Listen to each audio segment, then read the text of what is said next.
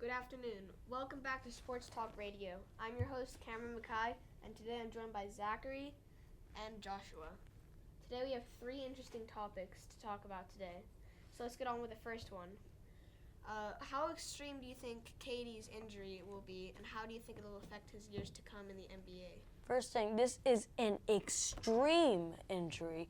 In fact, in the NBA, you only have one more game, and this is your final game for Golden State to make your chance, which this is the finals, which is not just one game, it's 7 games, maybe 6, maybe 5. You don't know, maybe even 4, but that's not going to happen because KD's injury will not factor. KD was knocking down buckets during the first half. It was incredible watching him, but watching the team light up when KD was there was beyond belief. It was incredible how they did that. So if the coach just reminds them that if KD is not out, or if he is out, tries to tell them the truth, they just got to warm up to it, and they just got to get the plays, get the big moves, so then they can win the NBA Finals. It's very simple that one man down does not mean the team is down. Okay. I disagree, and I think it's going to be at least 1 year for him to recover from that injury. And seeing that they've lost all their games at home so far is a really advantage for the Toronto Raptors, and I think they're just going to hold on, think about KD's injury and just get confused and just not win. I don't think they're going to win. I think it's very severe. I think that's going to be the factor, and I think they're going to try their best to avoid that. And I think that's Raptors are how gonna the win. Golden State Warriors are going to fight through. I think Raptors are going to win. I think Golden On to our State. next It's going to be at topic. least 1 year. So We'll see about what do you that. guys think? What do you guys think the free agencies in the NFL are looking like? The Giants had a very nice signing of that wide receiver from the Lions, but trying to replace Odell from his spot. But there's still some really good free agents, and Cam Wake just went to the same team that Ryan Tannehill was just traded to.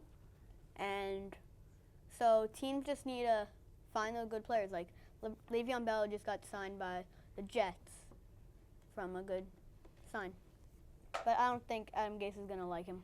I think he's going to be traded. I do agree with you a lot on this, that they really did pick up some smart moves. Like Kyler Murray, you could not go wrong with Kyler Murray going for the Arizona Cardinals. But there were some very bad moves that were just very, very irritating for most of the fans that really supported this team. And now, well, what do? You got this player, he's not the best professional, he's not the guy that's going to be needed to make incredible plays or at least help the team in the NFL. Okay. Well, I think the worst pick in the draft was Daniel Jones. I don't think a QB from Duke will be that good in the NFL. I think New York just got the wrong Duke player. I think New York got the best guy that was there and that was available. Because, I mean, you don't get a better guy than this guy. He's accurate. I don't care if he's on Duke.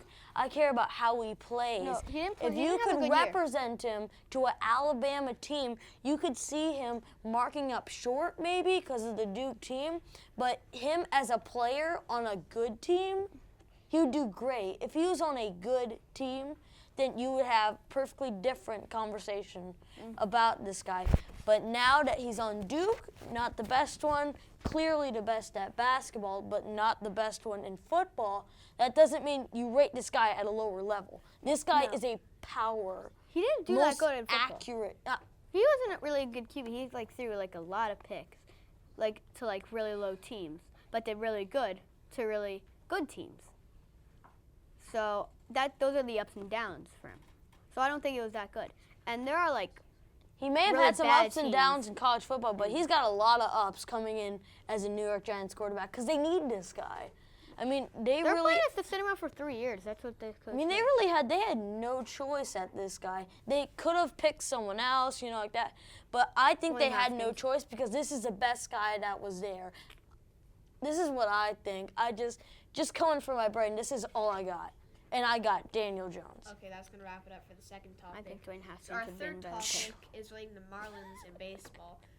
Do you guys think that they can somehow turn around their Definitely not. bad losing streak? Definitely not. Definitely not. Positivity. Okay, they have a good young team, but when they face off against very good players, they do really, really bad. Sometimes they have a couple good games, but they do really bad against other teams. Just giving away a bunch of their good players like Ozuna, Yelich, Stanton, Bohr, their catcher. I think they're not. Just very because you give away guys doesn't mean you're a bad team.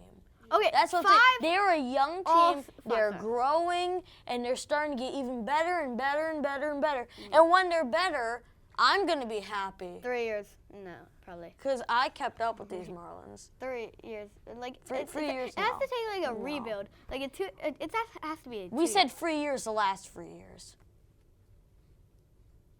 Maybe 6 years will be No, enough. not 6 years. Well, Okay. in They my need a good opinion, I team. don't think necessarily losing all your good players is really a bad decision because the point of it is to start building the team up to what it used to be. Yeah. If you have to keep the better players to mentor the younger players. So Okay, well, that's going to finish it for this Sports Talk Radio. Hope you enjoyed. We're about to go into commercial break. I'm Cameron Mackay, joined by Zachary and Joshua.